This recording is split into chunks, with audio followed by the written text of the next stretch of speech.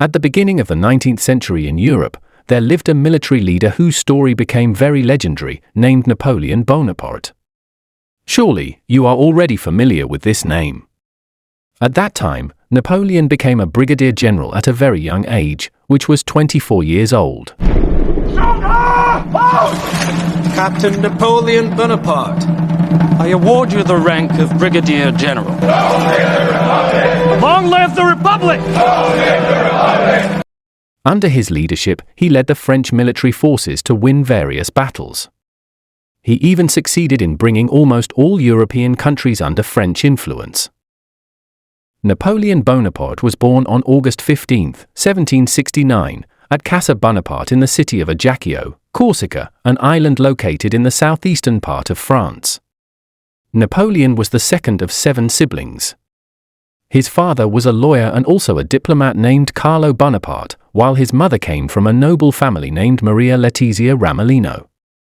Initially, the Corsica region, or Napoleon Bonaparte's birthplace, was part of the Republic of Genoa in Italy. Then, at the time Napoleon was born, France came to colonize and take over Corsica. This colonization continued until finally, in 1770, Corsica was officially incorporated as one of the provinces of France, no longer part of Italy. At that time, Napoleon's parents were among those who opposed French colonization. They also joined the nationalist ranks fighting against France to defend Corsica's independence. However, after several attempts at resistance, the Corsican side kept suffering defeats. Even the leader of the Corsican nationalists was exiled to England. This exile event caused Carlo, Napoleon's father, to change his attitude. Carlo felt that French power was very difficult to oppose, so he chose to make peace with France and sided with the French. Not only did he make peace, but Carlo was also willing to work under the French government. Initially, he opposed them, but now he supported them. Carlo's decision to side with France certainly affected the lives of his children. At that time, Carlo's children, including Napoleon Bonaparte, were sent to school in France. Napoleon himself began his education in 1778, at the age of 9. He was enrolled to study religious education in Autun to learn the French language. At that time, Napoleon was not yet fluent in French.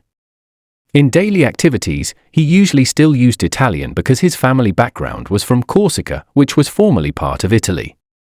After studying in Autun for 4 months, Napoleon gradually became fluent in French. Finally, the language barrier was no longer an obstacle for him. Napoleon was then transferred to a military school called Brienne-le-Château. Although he was still a child, Napoleon had already received military education. Can you imagine? During his time at the military academy, Napoleon felt very foreign to his surroundings. The fact that he was studying in France did not make him forget his identity as a Corsican. Moreover, his strong Corsican or Italian accent caused him to experience discrimination and bullying from his schoolmates. This bullying made Napoleon have difficulty socializing, so he often kept to himself by reading books. Fortunately, this habit of reading books indirectly made Napoleon Bonaparte diligent in studying. He grew into a very intelligent student, especially in mathematics. Napoleon was also considered very skilled at calculating and estimating the firing range of cannons, one of the most essential weapons in the military. He could calculate it accurately. With this expertise, Napoleon chose to pursue a career as an artillery officer. From what I read on the internet, artillery refers to soldiers who operate heavy weaponry on the battlefield. This was also suitable for Napoleon Bonaparte's skills, who was good at calculating cannon firing ranges. To further enhance his abilities, Napoleon also studied for 1 year at the military academy in Paris.